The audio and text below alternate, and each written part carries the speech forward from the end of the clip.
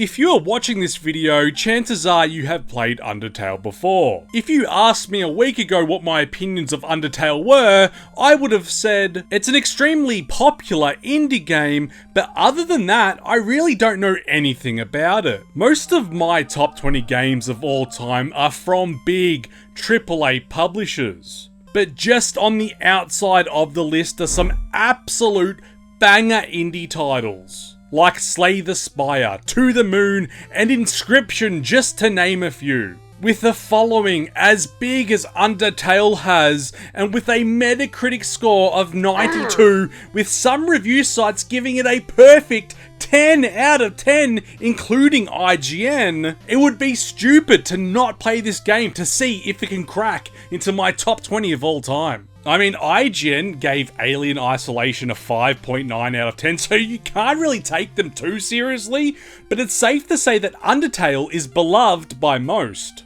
Indie games have been around since the dawn of gaming. But for me, I think the first big indie game that put that term indie game into our vocabulary was Braid, which was released in 2008. No, it's not a game about braiding a little girl's hair, unfortunately, but a platformer where you use time to solve puzzles. Braid showing us that you don't need to have a huge team of underpaid employees to make a successful, captivating game that is enjoyed and loved by all. You might have forgotten that the best-selling game of all time, Minecraft, which released in 2009, was an indie game in the beginning before it sold to Microsoft. 300 million sales! I've bought it like 6 times! It's insane! It seemed that every year after 2008, there was an indie game being released that was contender for Game of the Year. 2010 Super Meat Boy, 2011 Terraria, 2012 Hotline Miami. 2013 gave us Papers, Please. 2014 Shovel Knight. 2015 was Undertale. 2016, perhaps the most iconic, Stardew Valley. 2017 was Cuphead. The list goes on and on, all the way up until this year, where we got Animal Well. 2012 also saw the release of one of the most infamous games of all time, Fez. No, not that Fez, but Fez, the 2D puzzle platformer that is set in a 3D world. Created by Phil Fish, which for those of you that don't know, was so hated by the gaming community at the time that he quit game development and cancelled Fez too. What the hell was I doing back in 2015 that caused me to miss Undertale in the first place? It's not like 2015 had any big notable games, I mean other than The Witcher 3, Fallout 4, Metal Gear Solid 5, and a little game called Bloodborne. Okay, it's safe to say that I was pretty busy in 2015, so you can forgive me and many like it for missing a game like Undertale, where from the outside it looks like a fairly basic game. If indie games teach us anything, it's really that you can't judge a book, well a game, by its cover. I mean, look at the return of Obra Dinn and Cave Story. Not the most inviting looking games, but they both scored 89 on Metacritic, which is the same score as Borderlands 2 and Dark Souls 3. Creator Toby Fox put Undertale on Kickstarter, asking for a measly $5,000 to create his vision, but getting 10 times that with 2,400 people giving him over $50,000. The campaign had a somewhat charming video and a link to play the demo, and thankfully was successfully funded in mid-2013. And here I am, 11 years later, playing it for the first time. But will Undertale underperform? See what I did there? Alright, before we get too deep into the video, I want to admit that I'm pretty underqualified to really talk about Undertale. I had zero idea just how big the fandom was and how crazy you all are. The theories and how deep the lore goes. You Undertale fans should be in a mental asylum alongside the Joker. Going into Undertale, I had no idea what it was about, or even what type of game it was. I have played through plenty of games where the story is the main focus, To the Moon and pretty much every Telltale game as an example. So I had zero issues with going into Undertale thinking that most of the enjoyment would be from reading text. It is pretty clear from the get-go that the story would be a bizarre and creepy one. I mean, the first thing we do after falling into a hole is talk to a flower that tries to kill us, only to be saved by a horned goat lady. Not to mention we are playing as a little boy that resembles Chucky the doll. Again, most of you have played the game before, but for those that haven't, I'm obviously going to do some spoilers here, but if you're on the fence about playing, keep watching and I guarantee I'll convince you. Essentially, in this world, humans and monsters ruled side by side until a great battle broke out where humans were victorious. They then sealed the monsters underground with a magic barrier that can be crossed by possessing the soul of one monster and one human, or broken entirely by having 7 human souls. Many years after that battle, the little boy we play as trips and falls into the underground, and that's where the story starts. We are instantly very uncomfortable, and it's obvious that not everything is as simple as we thought. The monsters are not some simple bloodthirsty creatures, but instead have very complicated feelings and emotions. In a lot of ways, it's clear that they are far more pure than humans. We learn very early on that we will be viewed in a negative light if we kill monsters instead of show them mercy. And this is a feeling we have throughout the whole game. Indie games, man, like in 10,000 years, a desktop will be found under some like concrete from aliens, and they'll play Undertale for the first time and they'll think it's the Bible or something. Toriel, the goat lady that saves us from the flower, takes us under her wing and invites us to live with her at her very human and cozy house. She gives us our own bedroom that is teeming with toys and a comfortable bed. She bakes us a pie, but also she forbids us from exploring the basement. Once again, we are on edge. This feels weird. I love my bedroom, but I can't help feeling like we're being watched or something isn't quite right. Toriel, who we later find out is the wife of the current king of the underground, tries to keep us from leaving her house and warns us that we cannot allow Asgore to take our soul. King Asgore has 6 of the 7 souls needed to break the barrier, and while the king isn't evil necessarily, it's our soul he's after. Toriel essentially puts her life at risk because she knows what sort of dangers we are in if we leave her house. She refuses to let you go and a fight breaks out which ends with Toriel dying. Up until this point, I had no issues with sparing some enemies and killing others, but the death of Toriel was truly heartbreaking. Now that we have left the comfort of Toriel's house, we are free to continue on our journey. As soon as we go through the large doors, we are treated to the view of a snowy pathway surrounded by a thick, dark forest. Those of us that click this bush get treated to the text, "There's a camera hidden in the bushes." At this stage of the game, I was already pretty creeped out, but this just took it to the next level. The camera being in the bush essentially set the tone for the rest of the game for me. Something isn't right here, and my actions will be watched, so I better try to spare as many monsters as possible. Up until now, Undertale has had glimpses of silliness in an otherwise spooky setting, but once we meet Sans, the game shows us more of a silly side.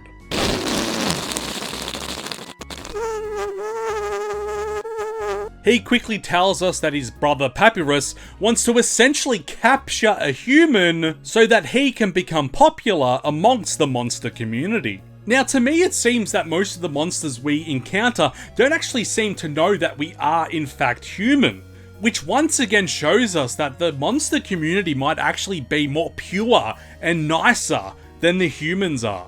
Humans essentially judge a monster by their appearance. Whereas monsters do not care if we are big and ugly, they will talk to us and get to know us regardless. The first hour or so of the story is us fighting or showing mercy on monsters and solving Papyrus's easy puzzles. I ended up flirting with Papyrus so much that we ended up going on a date, only for me to be friend-zoned pretty much immediately. When you finally fight him, if you choose to spare him, he ends up betraying you and working with the legendary Undyne, who is the best human hunter in existence. A very creepy enemy that for me was a tough boss fight. In my first playthrough, I did everything that I could to kill Undyne, only to find out that if we do spare her, it leads to a chase sequence where she collapses from the heat. We then give her some water and she finally agrees to spare us. And in my first playthrough, I probably did what most of you did, and I killed her.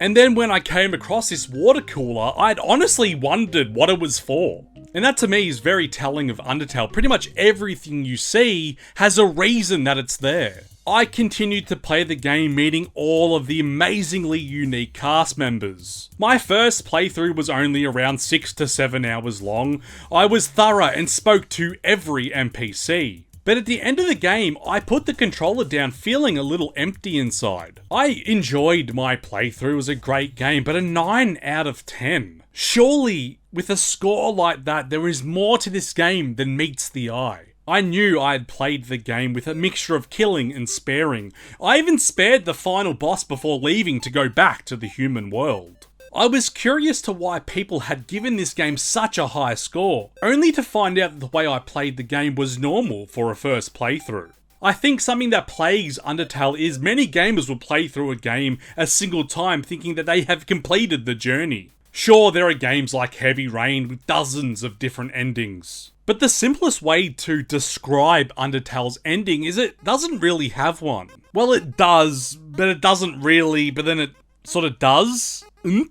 I had enjoyed my first playthrough, sure, but this game is not complete until you have played it in every way possible. I was lucky enough to realise that the game was only partially completed after the first playthrough. But I reckon most players haven't actually realised what they've missed out on. I reckon they've missed out on 70% of the story by only playing through once. If you play a pacifist run and spare all the monsters you face, you return to the human world with your new monster friends to begin a new happy life. However, if you do a genocide playthrough killing all, then the world is destroyed and a continuous loop of death ensues. It sounds simple, sure, 3 ways to play and around 20 endings. But Undertale never ends, as long as there is at least one human on the planet playing it at any given time.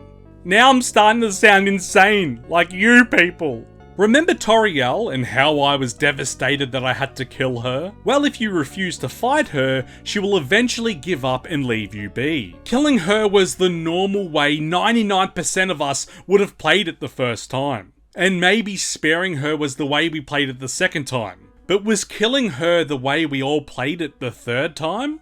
You can in fact kill so many monsters that they simply stop spawning. Whole towns that were brimming with monsters before, completely empty now, either hiding from you or already dead. The story is deep, complex, and far beyond anything I'd ever imagined. And again, if you haven't played this game, don't worry. Everything I've said is only a small, tiny taste of everything this game has to offer. Like I said earlier, I went into Undertale expecting a mostly story-heavy experience, assuming that the gameplay would be fairly bare. For the most part, I was right. 70% of the enjoyment of Undertale is in its complex story. Throughout the journey, you will come across puzzles, but I think I only got stuck on one of them, and the solution ended up being me just being stupid. The puzzles are easy, and I was initially disappointed by that, but upon completing the game, I realised that the puzzles aren't even meant to be hard. The difficulty comes in being a good human and sparing as many monsters as you can. Playing for the first time, you do have choices, which surprised me for a game that appears to be a simple 2D RPG. I came across a snowman who asked me to carry a piece of it around so that it could see the world. Then me being stupid, I accidentally ate the piece it gave me, and to my shock, the snowman called me out on it. But the choice to grant his wishes and show him the world is far more rewarding. It's important to understand that the gameplay is tracking you and what you are doing. Like I mentioned before, you can play the game as an evil human and kill everything. Or you can show that some humans are not bad. If you want to make your life easier, then sure, kill everything. But if you take the slower, more complicated path of being a pacifist, then not only the story, but the gameplay itself is on a different level of enjoyment. Monsters are complex beings, and it's easy to put their emotions aside and kill them. But if you take the time to understand them and learn what makes them tick on a deeper level, then you learn what it takes to spare them as well. Some monsters need to be pat, some need you to ignore them, and some just need to be hit once or twice before they allow you to show mercy on them. Maybe they're just a bit kinky, I don't know. In each battle you have the options to fight, act, use an item, or show mercy. Most times, in order for you to show mercy, you need to select the act option. Take these dog twins for example. They are looking for a human, so they attack you because we are unknown to them. In order for you to spare them, you need to select act and roll on the floor. You then need to let them sniff you so that they can smell you and see that you were in fact too stinky to be a human. But if you want to make life simple, just attack them and kill them. The combat is fairly simple. There is a little quick time event. The closer you get to the green line, the more damage you will deal. Getting attacked is where the more unique element of Undertale comes in. Instead of having no options like in most RPGs, you actually perform a mini game during each attack, controlling your soul in a small box in the hopes to dodge the incoming attack. The harder the enemy, the harder it is to dodge. When attacked by multiple monsters at once, their attacks will combine, causing the difficulty to rise also. I have never played a game with this type of mechanic before, and it was incredibly creative. Creative is honestly the best way to explain Undertale in one word. From everything from the puzzles, to the combat, to the story, to the world map, it's all just simply creative. It's an incredible example of how less can be more. And I think many indie game designers have taken and will continue to take inspiration from Undertale. Creator Toby Fox took everything we expect from an RPG and flipped it on its head. And because of that, he was able to create a game that still shines brightly today. And look, unfortunately, Undertale will not make it into my top 20 games of all time, but that's because I'm too stupid to fully understand it. And it's one of those games that actually makes me feel like a real gamer when I've played it, and I look forward to revisiting it every few years. Thank you very much for watching. Like, seriously, this review, I was even tempted not to make it, because once I saw, when I was doing research for this game, I saw how deep of a hole of lore there is, and I was a little intimidated by you guys, because yeah, you guys are nuts. Again, not in an insulting way. No, I mean it in an insulting way. You guys are crazy. All right. Thank you very much for watching. See ya.